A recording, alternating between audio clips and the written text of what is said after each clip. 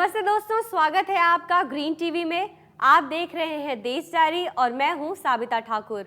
यहां पर हम आपको कृषि, ग्रामीण विकास, स्वास्थ्य और पर्यावरण की तमाम खबरों से रूबरू करवाते हैं। साथ ही बताते हैं देश भर में हो रहे कुछ खास हलचलों के बारे में। तो आइए एक नज़र डालते हैं हमारी देश डायरी के कुछ खास पन्नों पर।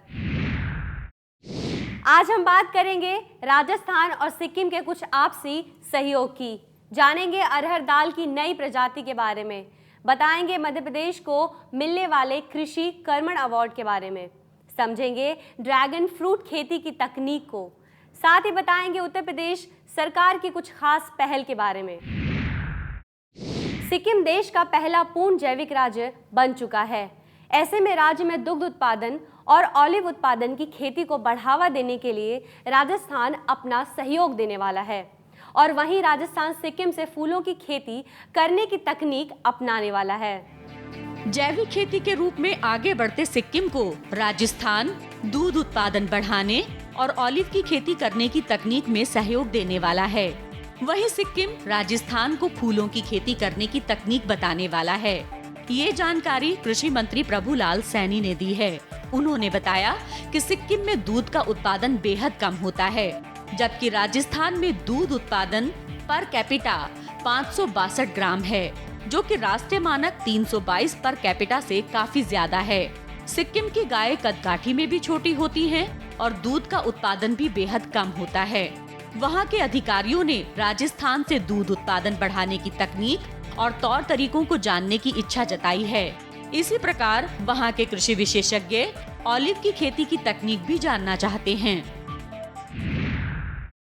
रबी सीजन में कम बरसात के कारण गेहूं की बुआई के रकबे में कमी आई है, जिसका असर रबी धान पर भी देखा जा रहा है। कृषि मंत्रालय के आंकड़ों के मुताबिक इस रबी सीजन धान की बुआई का रकबा 7% तक पिछड़ा हुआ है। बरसात की कमी की वजह से देश में रबी धान की बुआई में कमी देखने को मिल रही है। केंद्रीय कृषि मंत्रालय के ताज़ा आंकड़ों के मुताबिक 22 जनवरी तक देश भर में 22.28 लाख हेक्टेयर में रबी धान की फसल देखी गई है।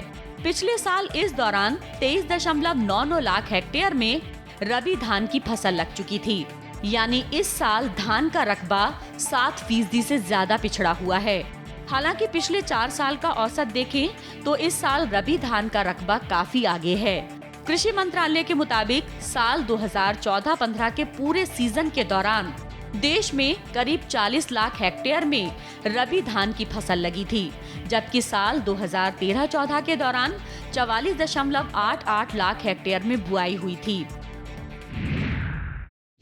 अनुकूल मौसम होने और दलहन आयात में तेजी आने के कारण तुअर की कीमतें पिछले 4 महीने के निचले स्तर पर पहुंच गई हैं। साथ ही मौसम में हुए बदलाव से दलहन के उत्पादन में सुधार देखा जा रहा है। तुअर के कारोबार के लिए देश भर में सबसे बड़ी मंडी कर्नाटक के गुलबर्गा में तुअर का भाव 4 महीने के निचले स्तर तक देखा जा रहा है। गुलबर्गा मंडी में तुअर का अधिकतम भाव 9,309 रुपए प्रति क्विंटल दर्ज किया गया है, जो सितंबर के बाद सबसे कम भाव है। पिछले 15 दिन से मौसम के बदलते मिजाज की वजह से रबी सीजन में लगने वाली दलहन को काफी फायदा होने की उम्मीद जताई जा रही है, जिस वजह से दलहन के उत्पादन में सुधार होने की उम्मीद बनी हुई है।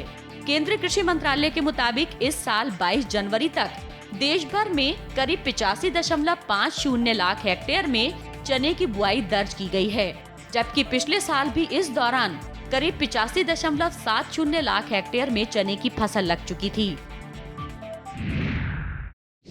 अभी तक देश में जिस दाल का उत्पादन किया जाता है उसे पक कर तैयार होने में कम से कम 180 दिन का समय लगता है, लेकिन भारतीय कृषि अनुसंधान परिषद ने अरहर दाल की एक नई प्रजाति विकसित की है, जो 120 दिनों में ही तैयार हो जाएगी। देश में दालों का उत्पादन बढ़ाने की सख्त जरूरतों को देखते हुए कृषि मंत्री राधा मोहन सिंह ने कृषि विश्वविद्यालयों को 120 दिन में पकने वाली अरहर दाल की नई किस्मों को विकसित करने का निर्देश दिया है। इससे खुले बाजार में दालों की उपलब्धता को बढ़ाया जा सकेगा।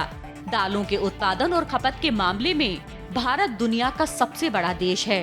इसके बावजूद दालों का उत्पादन लगभग 180 लाख टन तक ही हो पाता है। दालों की मांग को पूरा करने के लिए 40 से 50 लाख टन दालें आयात भी करनी पड़ती हैं। ऐसे में कृषि अनुसंधान संस्थान IARI ने अरहर की एक नई किस्म PADT 16 विकसित की है, जिसकी पैदावार 20 क्विंटल प्रति हेक्टेयर होगी और ये फसल 120 दिनों में ही पककर तैयार भी हो जाएगी। रबी फसल के नुकसान की भरपाई जल्द ही पूरी हो सकती है। आने वाले दिनों में उत्तर भारत के कुछ क्षेत्रों में बारिश होने का अनुमान लगाया जा रहा है। वहीं देश भर में मोटे अनाजों की बुआई में 4.84% की बढ़ोतरी का आंकड़ा भी दर्ज किया गया है। आने वाले दिनों में उत्तर भारत के कई हिस्सों में बारिश होने की संभावना बनी हुई है, जिससे रबी सीजन की फसलों की स्थिति में सुधार हो सकता है। हालांकि देश के कई राज्यों जैसे मध्य प्रदेश, छत्तीसगढ़, पूर्वी उत्तर प्रदेश में कम से कम सामान्य वर्षा का आंकड़ा दर्ज किया गया है, जिसका आने वाले दिनों में रबी फसलों पर अनुकूल प्रभाव देखा जा सकता है।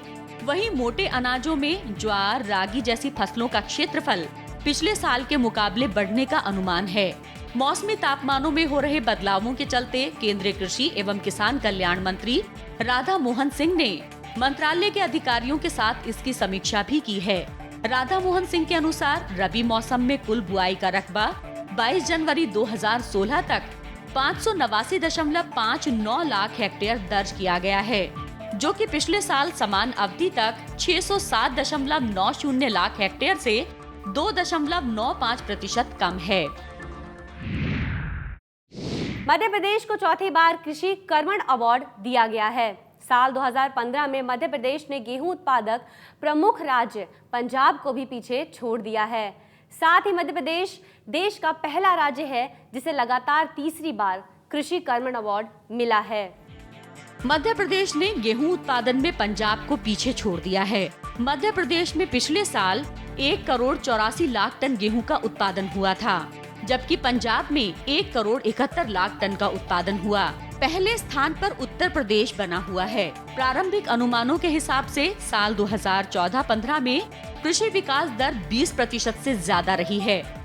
मध्य प्रदेश को कुल 4 बार कृषि कर्मण अवार्ड दिलाने में गेहूं की बड़ी भूमिका रही है। राजस्थान के जैसलमेर जिले के किसान भी अब आलू की बम्पर खेती कर सकते हैं। 2 महीने पहले ही अंतर्राष्ट्रीय आलू केंद्र और पेप्सिको की ओर से शुरू किए गए एक प्रयोग का सफल परिणाम देखा जा रहा है, जिसके चलते राज्य की धोरा मिट्टी में भी आलू का उत्पादन किया जा सकता है। जैसलमेर की धोरा धरती में भी अब गुजरात, पंजाब, महाराष्ट्र और पश्चिम बंगाल की तरह आलू का उत्पादन किया जा सकता है। इसके प्रयोग के लिए अजासार ग्राम पंचायत के दिधु गांव के 14 किसानों ने प्रायोगिक तौर पर 1-1 एकड़ में नवंबर महीने में आलू की फसल की बुआई की थी। ये फसल खेतों में लहला रही है और मार्च महीने के शुरुआत में आलू की इस फसल को निकाला जाएगा। दिधु गांव के किसानों ने अंतर्राष्ट्रीय आलू केंद्र, पेप्सिको और स्थानीय कृषि अधिकारियों की प्रेरणा और मार्गदर्शन से पहली बार अपने नलकूपों पर 1-1 एकड़ में आलू की फसल की बुआई की है। इस फसल की बुआई के लिए बीज, खाद और दवाइयों की व्यवस्था अंतर्राष्ट्रीय आलू केंद्र और पेप्सिको की ओर से की गई है। फिलहाल वक्त हो चला है एक छोटे से ब्रेक का। ब्रेक के बाद आपको बताएंगे किसानों और आम जनता के लिए सरकार द्वारा शुरू किए गए कुछ खास पहल के बारे में। राजस्थान में जैतून, खजूर और जोजबा की खेती का सफल परीक्षण होने के बाद अब राज्य में विदेशी खेती की तर्ज पर ड्रैगन फ्रूट की खेती का परीक्षण किया जाएगा।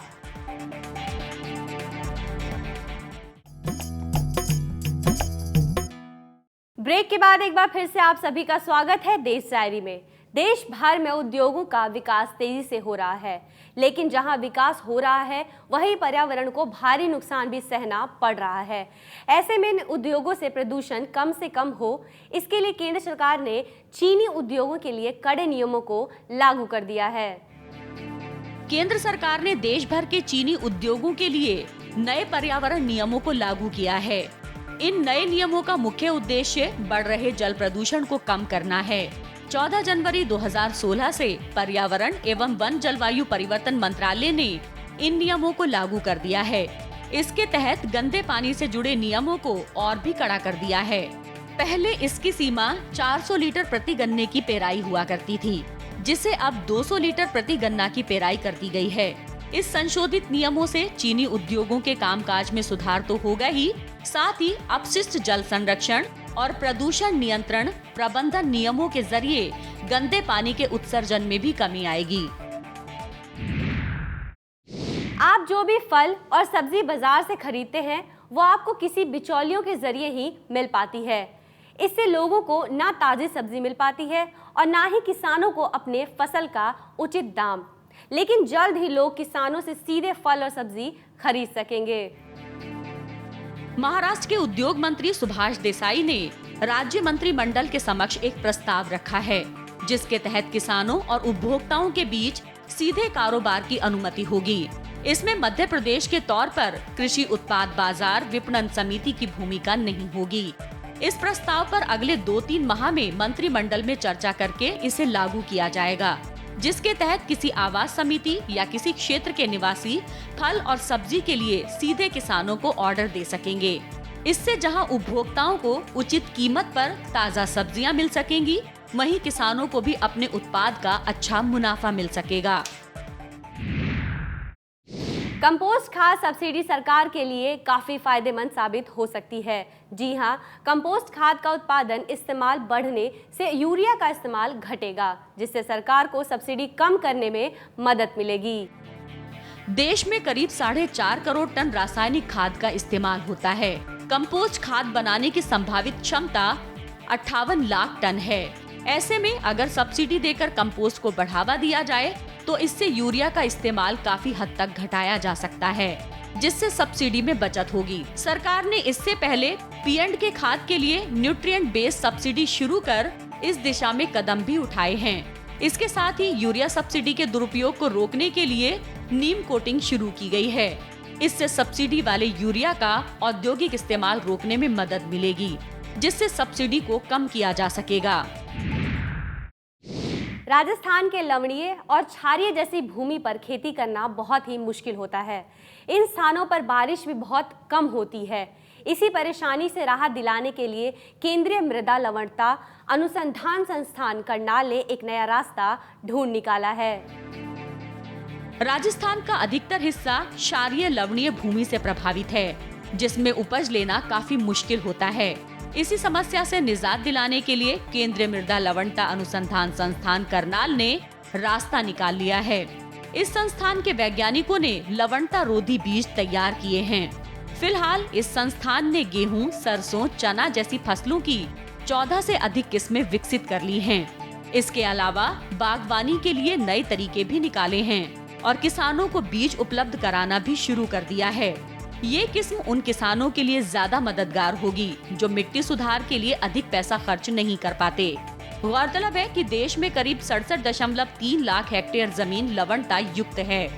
प्रदेश के क्षेत्रफल का 31% भूभाग क्षारीय अम्लीयता से प्रभावित है। राजस्थान में जैतून, खजूर और जोजबा की खेती का सफल परीक्षण होने के बाद अब राज्य में विदेशी खेती की तर्ज पर ड्रैगन फ्रूट की खेती का परीक्षण किया जाएगा। ड्रैगन फ्रूट मूल रूप से थाईलैंड, इजराइल, वियतनाम और अमेरिका में पाया जाता है। राजस्थान के कृषि मंत्री प्रभुलाल सैनी ने कहा है कि राज्य में ड्रैगन फ्रूट और पिस्ता की खेती प्रायोगिक आधार पर की जाएगी। अगर ये प्रयोग सफल रहा तो इसे पश्चिमी राजस्थान के जिलों में भी शुरू किया जाएगा। प्रभुलाल सैनी राज्य कृषि प्रबंध संस्थान की ओर से आयोजित जैतून और जोजोबा पर आयोजित अंतर्राष्ट्रीय कार्यशाला में बतौर मुख्य अतिथि संबोधित कर रहे थे। उन्होंने कहा कि राज्य में जैतून, खजूर और जोजोबा की खेती सफल रही है, जिसे आगे बढ़ाते हुए राज्य में ड्रैगन फ्रूट और पिस्ता की खेती को शुरू किया जाएगा। राज्य की गर्म जलवायु ड्रैगन फ्रूट के लिए पूरी तरह अनुकूल है। अभी ये खेती अमेरिका, वियतनाम, चीन जैसे देशों में हो रही है। राज्य में पहली बार इस फल की खेती प्रायोगिक आधार पर सेंटर ऑफ एक्सीलेंस बस्सी और देवड़ावास में की जाएगी। उत्तर प्रदेश के आवासीय विद्यालय में अब 10 रुपए में खाना मिलेगा। जी हाँ, ये सुविधा सिर्फ मजदूरों के बच्चों के लिए मिलेगी। साथ ही मजदूरों को 1000 रुपए प्रति माह पेंशन भी दी जाएगी। उत्तर प्रदेश के श्रम एवं सेवा योजना मंत्री शाहिद मंजूर ने कहा है कि श्रम विभाग की ओर से प्रदेश के मंडलों में मजदूरों के बच्चों की शिक्षा के लिए 18 आवासीय विद्यालय खोले जाएंगे, जिसमें मजदूरों के बच्चों को 10 रुपए में खाना देने का प्रावधान दिया गया है। बच्चों को खाना मेन्यू के हिसाब से दिया जाएगा। साथ ही 60 साल के प्रत्येक मजदूर को हर महीने 1000 रुपए पेंशन भी दी जाएगी। लखनऊ से इस योजना की शुरुआत की जाएगी। प्राकृतिक सुंदरता के लिए मशहूर झारखंड के कोल्हान जिले की सूरत धूल और धुएं से बिगड़ने लगी है। अब कोल्हान के औद्योगिक क्षेत्रों को हरा भरा बनाने और इसकी खूबसूरती को संवारने का बीड़ा वन विभाग ने उठा लिया है। झारखंड के कोल्हान जिले में बिगड़ी सूरत को अब हरियाली से सजाया संवारा जाएगा। साल 2016 के मॉनसून में वन विभाग कोल्हान के अपने 6 डिवीजन में बड़े पैमाने पर पौधारोपण करेगा। इसके तहत 30 लाख से ज्यादा पौधे लगाए जाएंगे। प्रत्येक डिवीजन में औसतन 5 से 7 लाख पौधे लगाने की तैयारी है, लेकिन सबसे अधिक करीब 8 लाख पौधे धाल भूम डिवीजन में लगाए जाएंगे। वन प्रबंधन के जंगल का घनत्व और दायरा बढ़ाने, प्रदूषण के स्तर को कम करने और हवा में ऑक्सीजन की मात्रा के उद्देश्य से ये पौधे लगाए जाएंगे। क्षेत्रीय वन संरक्षण शशि नंद कुलियार ने कहा कि ग्लोबल वार्मिंग से निपटने का एकमात्र उपाय हरियाली ही है। यहाँ रुकते हैं छोटे से ब्रेक के लिए। ब्रेक के बाद बात करेंगे स्वास्थ्य, शिक्षा और भारत सरकार की कुछ खास सुविधाओं के बारे में। अगर आप एनडीएमसी क्षेत्र में कूड़ा फेंकते हैं तो अब आप सावधान हो जाइए, क्योंकि एनडीएमसी के म्युनिसिपल ने एनडीएमसी क्षेत्र में कूड़ा फेंकने वालों पर 2 से 5,000 रुपए तक का जुर्माना लेने का अहम फैसला लिया है।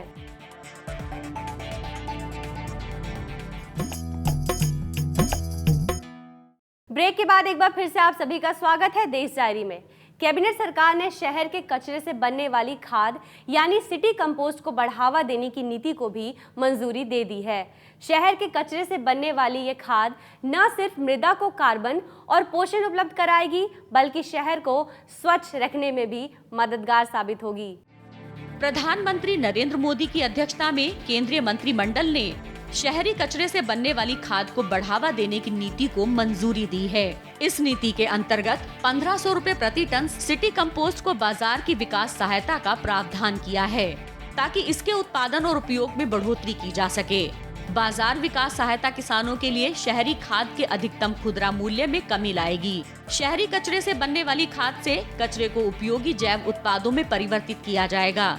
इससे खतरनाक ग्रीन हाउस गैसों को बनने से भी रोका जा सकेगा, जो पर्यावरण को नुकसान पहुंचाने के साथ साथ भूजल को भी दूषित करती हैं। शहरी कचरे से खाद तैयार करने से शहरी क्षेत्रों में रोजगार के साधन भी बढ़ेंगे। किसान मजदूर को कर्ज मुक्त किया जाए, कृषि को विश्व व्यापार संगठन से बाहर रखने, मनरेगा को कृषि क्षेत्र से जोड़ने के साथ ही जैव परिवर्तित फसलों पर प्रतिबंध लगाए जाए जैसे मांगों को पूरा करने के लिए भारतीय किसान संघ चंडीगढ़ में पंजाब और हरियाणा के किसानों के साथ ललकार रैली का आयोजन करने वाली है। भारतीय किसान संघ 18 फरवरी को चंडीगढ़ में ललकार रैली आयोजित करने जा रहा है, जिसे सफल बनाने के लिए किसानों ने जागरण अभियान की भी शुरुआत की है, जिसको लेकर घरोंडा कैमला रोड पर स्थित भारतीय किसान यूनियन कार्यालय में खंड प्रधान धनेतर सिंह राणा की अध्यक्षता में खंड स्तरीय किसानों की पंचायत की गई। पंचायत में जिला अध्यक्ष बाबूराम बड़थल ने कहा है कि किसान आंदोलन के दूसरे चरण में 18 फरवरी को चंडीगढ़ में पंजाब और हरियाणा के हजारों किसान एकत्रित होकर दोनों राज्यों की सरकारों के खिलाफ रैली करेंगे। अगर आप एनडीएमसी क्षेत्र में कूड़ा फेंकते हैं तो अब आप सावधान हो जाइए, क्योंकि एनडीएमसी के म्युनिसिपल ने एनडीएमसी क्षेत्र में कूड़ा फेंकने वालों पर 2 से 5,000 रुपए तक का जुर्माना लेने का अहम फैसला लिया है। राजधानी दिल्ली के एनडीएमसी क्षेत्र में अब लोगों को कूड़ा फेंकना महंगा पड़ सकता है, क्योंकि एनडीएमसी क्षेत्र में गंदगी फैलाने पर 2 से 5,000 रुपए जुर्माना वसूल किया जाएगा। हाल ही में नई दिल्ली से सांसद मीनाक्षी लेखी ने कनॉट प्लेस में स्पेशल सैनिटेशन ड्राइव शुरू की थी, जिसमें कूड़ा फैलाने वालों पर 1,000 रुपए जुर्माना लगाने का सुझाव दिया था। अब काउंसिल ने अपनी लीगल टीम और एडवाइजर से प्रपोजल तैयार करने के लिए कहा है। काउंसिल की योजना है कि प्रस्ताव में कूड़ा फैलाने वालों पर और कई दूसरे तरीकों से गंदगी फैलाने वालों पर 1,000 रुपए जुर्माना बढ़ाते हुए 5,000 रुपए करने की तैयारी की जा रही है। राजधानी दिल्ली में प्रदूषण को कम करने के लिए दिल्ली सरकार आए दिन नए बदलाव कर रही है, जिसके तहत जल्द ही प्रदूषण फैला रहे बिल्डरों को भी रोजाना पेनल्टी भरना पड़ सकता है। सुप्रीम कोर्ट ने नियमों का उल्लंघन करने पर प्रदूषण फैलाने वाले बिल्डरों और निर्माण कंपनियों पर रोजाना के हिसाब से पेनल्टी लगाए जाने का निर्देश दिया है। इसके साथ ही कोर्ट ने दिल्ली के बदरपुर थर्मल पावर प्लांट बंद किए जाने पर केंद्र सरकार से जवाब भी मांगा है। वहीं मेट्रो के फेरे बढ़ाने के सुप्रीम कोर्ट के सुझाव पर डीएमआरसी ने कहा है कि फेरे बढ़ाना बहुत मुश्किल है, क्योंकि इसके लिए ढांचागत संसाधन लगेंगे, जिसमें बहुत खर्चा आएगा। ऐसे में मेट्रो के कोच बढ़ाने का निर्णय लिया गया है। मेट्रो अभी करीब 30 से 31 लाख लोगों को प्रतिदिन यात्रा कराती है। नदियों के किनारे रेत के अवैध खनन पर साल 2012 में सुप्रीम कोर्ट के सख्ती के बाद पर्यावरण, वन एवं जलवायु परिवर्तन मंत्रालय ने बढ़ते अवैध खनन को रोकने और पर्यावरण को बचाने के लिए नोटिफिकेशन जारी कर दिया है। नोटिफिकेशन में पहली बार 5 हेक्टेयर से नीचे की खदानों को क्लियरेंस देने का अधिकार जिला स्तर पर जिला अधिकारी की अध्यक्षता में district environment impact assessment authority और सिंचाई विभाग की अध्यक्षता में विशेषज्ञों की एक कमेटी करेगी और 5 से 50,000 हेक्टेयर की खदानों को राज्य इकाई परमिशन देगी। 50,000 हेक्टेयर से अधिक वाली खदानों को पर्यावरण मंत्रालय से अनुमति लेनी होगी। तकनीक का प्रयोग करते हुए इसमें जीपीएस के जरिए रेत या मोरंग के भरे ट्रकों को ट्रैकिंग, बारकोड चेकिंग और सीसीटीवी से भी निगरानी की जाएगी। 1 साल बाद इसका रिव्यू भी लिया जाएगा। नीलामी प्रक्रिया के लिए भी जीपीएस का सर्वे करने के बाद ही खनन का आदेश दिया जाएगा। तो दोस्तों, आज की देश डायरी में बस इतना ही। हम फिर मिलेंगे कुछ नई खबरों के साथ। तब तक के लिए कृषि, ग्रामीण विकास, स्वास्थ्य और पर्यावरण की तमाम हलचलों से अपडेट रहने के लिए आप देखते रहिए ग्रीन टीवी और मुझे दीजिए इजाजत। नमस्कार। अगर आपके गांव की कोई समस्या हो, कोई जानकारी हो जो आप हमारे साथ साझा करना चाहते हैं, तो आपका स्वागत है। हमारा पता है green TV B131 sector 63 Noida Uttar Pradesh, pin 201301। हमारा ईमेल आईडी है info@greentvindia.com। आप हमें फोन भी कर सकते हैं। हमारा नंबर है 0120-498-0000, साथ ही 0011।